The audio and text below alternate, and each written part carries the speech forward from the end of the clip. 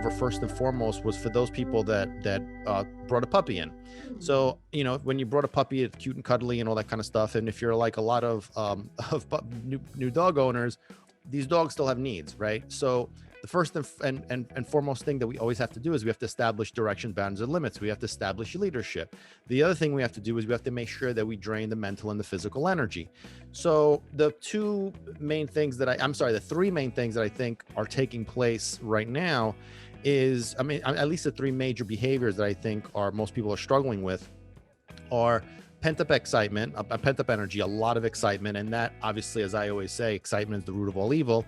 That excitement translates into a variety of behavioral problems. And like the minor ones, the jumping, the chewing on stuff, the digging, the running out the door, that's the kind of like the byproduct of the pent-up of the excitement, of the pent-up energy, but also the psychological aspect of it. Also, the second one, I believe, is the separation anxiety problem, which that stems from obviously people being at home and not realizing that they have to create a separation dynamic in order for a dog to recognize that there will be a separation period, and the dog needs to learn what to do during that separation time.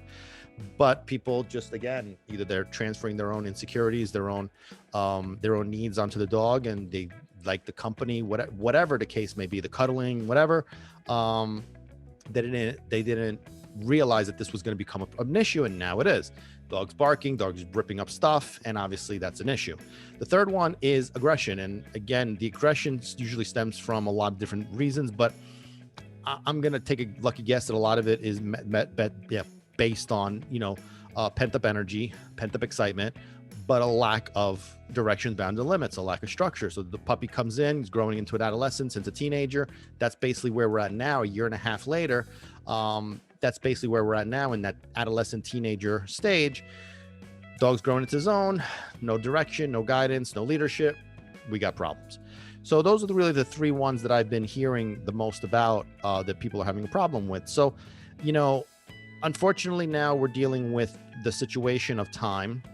People are going back to work. Life's getting back to normal. People had a lot of time on their hands, and listen, a dog wasn't going to last for a couple of months and then be done with it. It's not like how it works. So, the first component to this whole thing is, I'm gonna,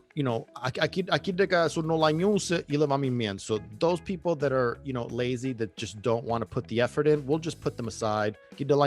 Sure. Those people we won't even deal with, because they're just not willing to make any kind of effort to make the changes necessary to get these dogs on the right track, because they weren't even willing to start off on the right track. So, when it comes to like, how do we deal with this? How do we fix it? It's easy to fix it at this point. Well, let me rephrase that. It's not easy to fix it at this point because the problems are already there, but it's easy to know what it is that you need to do in order to get it repaired. Obviously we got to go back and redo everything that's been done up until this point. But we got to start from scratch, and we have to start from scratch, meaning we have to establish direction, bounds, and limits. We have to drain the physical and the mental energy. So, there's the problem now is time, right? So if we take it one step at a time, and obviously, there's a variety of different things that have to be done based on which of these issues we're dealing with, the separation anxiety, the aggression, or whatever.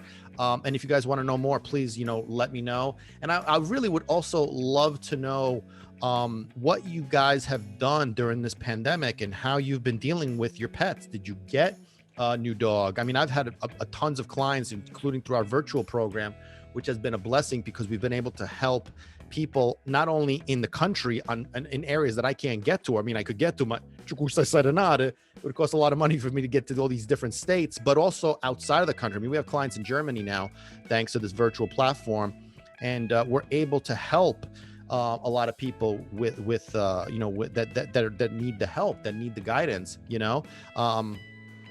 Hey guys, thanks for watching. That was a clip taken from an upcoming episode of our podcast, Barking for Balance, which premieres every Thursday. Make sure you hit that subscribe button. You don't want to miss out. It's really cool. You could also listen to the podcast on all major platforms.